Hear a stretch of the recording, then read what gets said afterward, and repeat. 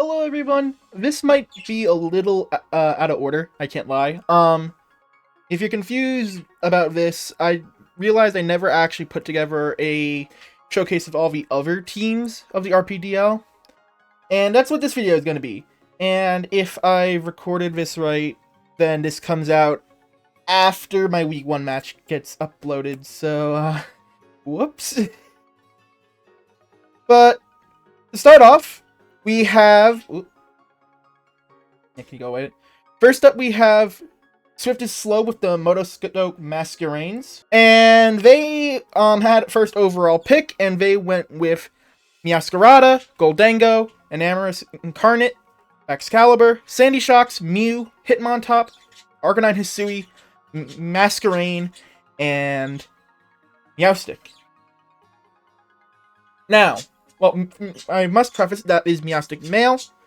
Unlike some Pokemon, which we will get into later, Swift did not get both forms when she drafted Meowstic. But looking at this team, it is very offensive in nature. You have Meowstic, you have Goldango, Excalibur, Arcanine Hisui, Sandy Shocks. This is a very offense-first focused team. Defensive later, as I think the problem that Swift will run into, in my opinion, is just very lacking of defensive coverage. I guess Goldango provides the best spin blocking in the game, but you don't really have many great leads. You have Meowscarada, right? For a Spikes lead. Sandy Shocks, I suppose, can do a Rocks lead. You then have Masquerain for a Webs lead. But in terms of staying around defensively, I don't really see much Pokemon on here that can take many hits. So Swift is going to be going for very fast offensive pressuring, which I think some teams will struggle with, some teams won't. So Swift will have to come up with ways to counter everything. But I do like some picks on here. I do like the Mew pick. Mew is not that useful of a Pokemon these days, just because Pure Psychic is a pretty bad defensive type. However, being able to learn pretty much every move in the game does give it some... Give it a vast amount of utility in terms of what it's allowed to run each week. And then, of course, Enamorous Incarnate is able to snowball thanks to Contrary.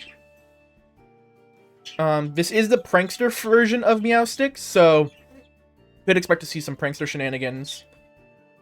But then moving up, we have Gatoga with the Fall Arbor Froakies, with Iron Moth, Terapagos, Iron Crown, Crocodile, Enamorous Firion, Azumarill, Flamigo, Smeargle, Oricorio. What's its name? Regieleki and Diglett. I can't believe I blanked on its name there for a second.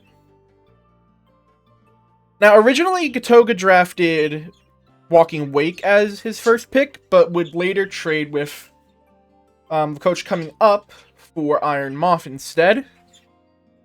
There's some very solid Pokemon here. Terapagos is one of the better spinners in the game. Iron Crown is one of the better sweepers in the game. Crocodile is a great revenge killer in draft. Smeargle can run anything. Azumarill's able to set up belly drums or just be a strong offensive fairy type, water and fairy type. This Pokemon, Oricorio, although we have the ballet form in the sprite, Gatoga is able to bring any form he wants to a match. There's just a lot of utility in one single pick.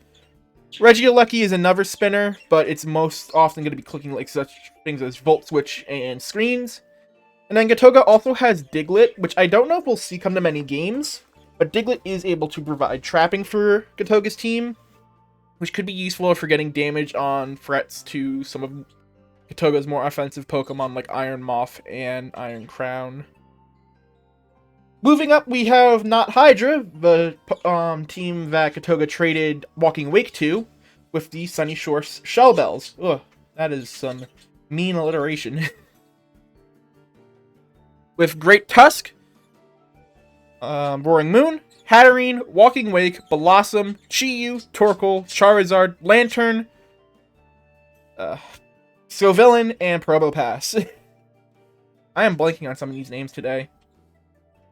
Now, when looking at this team, it is incredibly obvious that it is a Sun team. And it has quite a few modes of apparatus to do that. First, you have the 3 past Paradox Pokemon with, Walking Wake, Raging Roaring Moon, and Great Tusk. But you also have 4 Pokemon that benefit from typing and ability from the sun. I guess that's 8 Pokemon then. But you have Blossom and Scovillain with Chlorophyll. Then you have Chi-Yu, who we all know the meme of the specs overheating sun. And then Charizard with Solar Power. But then you also have some interesting picks, like Lantern for Water Absorb and maybe even Volt Absorb for if you want to go with Charizard. You have Probopass for another option for rocks, but I don't really see a world where Probopass is used more than Great Tusk ever. So I don't know if Probopass ever comes to a game. Just because without Terra, it's kind of hard to work with its Rock and Steel typing. And I'm not a believer in Bellossom. I'm sorry. Yes, it was an incredibly cheap Quiver Dancer, but I'm not sure how well it's going to perform in this draft league. Next up we have Quip with the Slateport City Stallers. And if you can't understand what this team is, then you got no hopes. I'm sorry. There is no hope for you if you're not able to understand what this team is. This is a very clear stall team with King Lu, Corviknight, Screamtail, Gudra Hisui, Dondozo, Sinistcha, Dugtrio, Toxapex, Blissey, Muck, and Dipplin. Dipplin can be very bulky with the Eviolite. Dugtrio is able to trap whatever offensive Pokemon that Quip's main stall core can't deal with. Then you have Sinistcha, who's able to just set up once it is gotten through enough of your team. Screamtail providing just disruption to your team. King Lu is one of the better lead rock setters, but I don't know if Quip will very rarely lead with King Lu. And this is probably one of the most annoying teams in this draft, just because it's nearly pure stall. Quip at first drafted Talonflame and Clefable on this team during the draft. But after the drafting concluded, he made 2 trades for the team, trading Talonflame for Gudra, and he traded Screamtail away to our next coach, Missing Numeral, coach of the Lavender Town White Hands, for Clefable. Which now nicely pairs up with Missing Numeral's remaining team of Gouging Fire, Samurott Hisui, Pecharunt, Weavile, Electros, Brambleghast, Manaphy, Porygon 2, and Meowth. This is a pretty interesting team, because there's a lot of setup Pokemon here. Well, I say a lot of setup Pokemon, but there's just 2 that are really interesting. Gouging Fire and Manaphy. Gouging Fire with Dragon Dance, Manaphy with all manner of things like Tail Glow, Take Heart, or Calm Mind.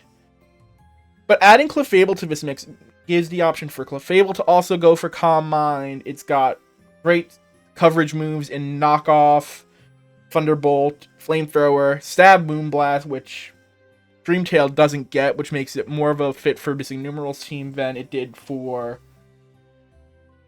Slateport City Stallers. Weavile is also just a decent Pokemon for revenge killing. The one Pokemon here that I'm a little reserved on is Meowth, but I can't be too judgmental about it because it was a 1-pointer. So it could probably do some disruptive stuff. It's decently fast. It does get Fake Out Technician, so it could do a little bit of chip damage if needed. I don't know if it ever shows to a match, though. Next up, we had the Icky Inkase, coached by Everlasting Table, with Iron Valiant, Garchomp, Scizor, Iron Jugulus, Blastoise, Rotom Heat, Ogerpon Grass Form, Frostlass, Noivern, Rampardos, and Malamar. First off, when I look at this team, I see a very scary Dragon Fairy Steel core in Scizor, Garchomp, and Iron Valiant. Second off, Everlasting Table was 6th coach in the draft order. No, 7th coach. I was able to get Iron Valiant, which is one of the 2 kings of singles draft, and could really just slot on whatever it wants for the team. But then you also have stuff like Blastoise being a decent spinner. You have Frostlass being a decent rocks spike setter. But you don't really have... Well, I mean, you have Garchomp for rocks, but I don't know if you ever use Garchomp for rocks. I guess you could do Rampardos, but I don't see why you'd ever bring Rampardos to a match. But it was 1 point, so it's not exactly the worst of investments you can make for a 1-pointer. Ogerpon's able to just spread knockoff. It's also the Ogerpon format's able to hold any item it wants. The one downside I see with this team is that there is no grounded poison type on this team, and without Terra, you have no way of getting a grounded poison. So, if Everlasting Table doesn't bring... I think Iron Shiggless gets defogged. If it doesn't bring Blastoise to a match, then you're very much weak to Toxic Spikes, which could wear down your team.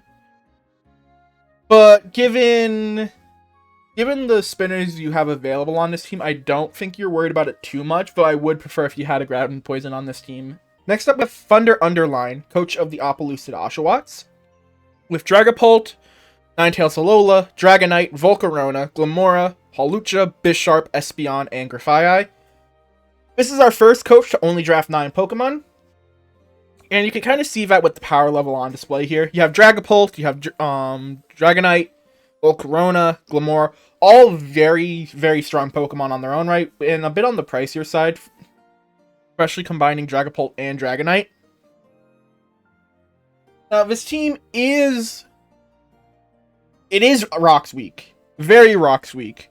Because the only spinner you have on this team is Glimmora.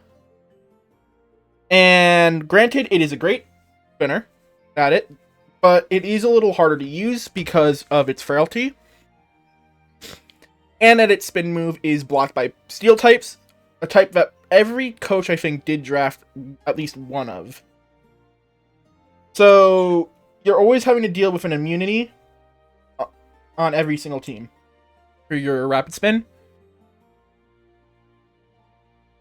But we'll see how well that affects Thunder, right? Because Dragapult can really run whatever sets it wants. It can run Specs, it can run Choice Band, it can be screen support. Volcarona, of course, can be Quiver Dance, and granted, there is no Terra, so it's going to be very weak to rocks.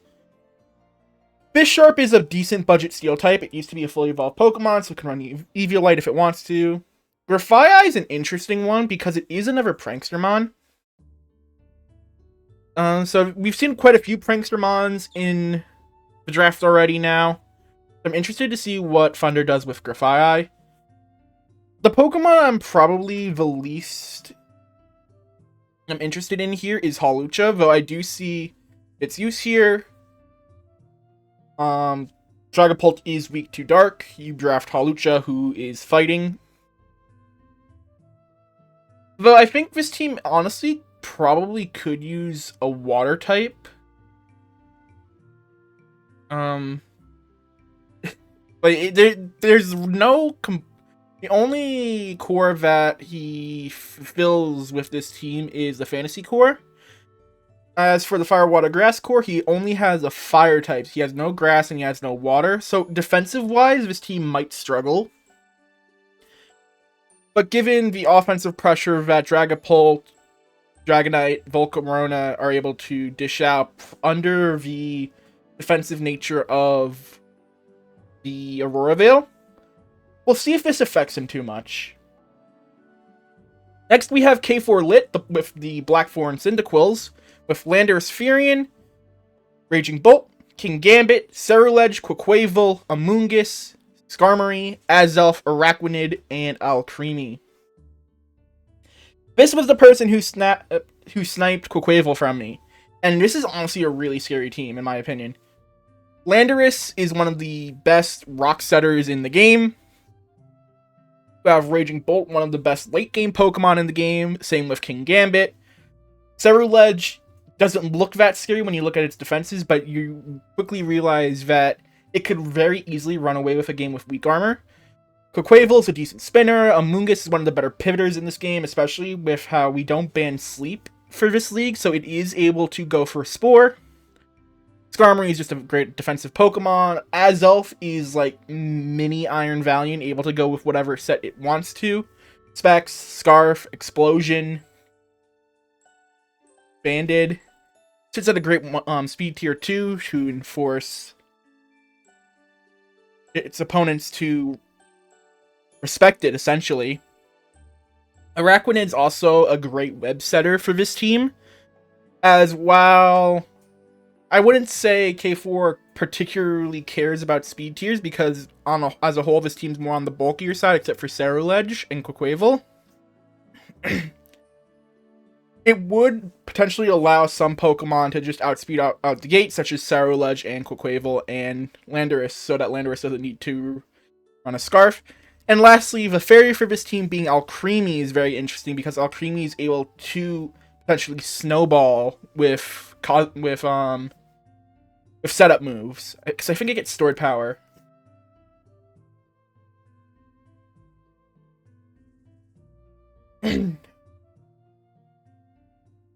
Next up, we have Molly Hydra with his Molly Mudkips, with Annihilate, Greninja, Heatran, Mandibuzz, Gliscor, Low-Kicks, Metagross, Vaporeon, Galvantula, Hattrem, and Mudkip. First off, drafting the mascot, I can respect. But Annihilate is a great first pick. If you've seen my last singles draft league, I drafted Annihilate as my first pick and went on to get top 4 for the league. Didn't quite take first place, but we'll see if Molly Hydra is able to remedy that on his end. Greninja's an interesting second pick because Protean does allow it to do decent pivoting stuff with I think it gets U-turn. But U-turn, Ice Beam, Hydro Pump, and I think Sludge Wave is what Greninja typically runs. I have to check if it actually gets U-turn. Might be wrong there. But it's a good Pokemon to pair up next to Annihilate. That's because it'll be able to at least handle some Pokemon with Protean Gunk Shot in order to take out... Is it Protean Gunk Shot or Sludge Wave that it uses to take out the fairies that threaten the Annihilate? But then you also have Heatran, a very strong defensive fire type, though it is quad weak to ground, which is why you draft Gliscor with the ground type immunity to pair next to Heatran, as well as Mandibuzz, who's also ground immune, making it a little harder to just spam Earthquake into this team, even though it is a bit ground Earthquake weak, with also Metagross and Galvantula. Then you have Low-Kicks, who's got who has the strongest first impression in the game. Vaporeon is just another defensive water type. I say another, but considering that Greninja is more offensive, Vaporeon will serve as a defensive water type for this team. Galvantula is just fast Volt Switch as well as providing webs. I'm not sure what Hattrem does for this team, aside from being a budget fairy type that the team didn't already have. As a team did lack a fairy type, it's also lacking a dragon type, so there's no Draco Meteors coming out of this team, but I don't think Molly Hydra will mind that too much. You have 2 hazard removals in Mandibuzz and... No, it's just one. Just one hazard removal. Just Mandibuzz.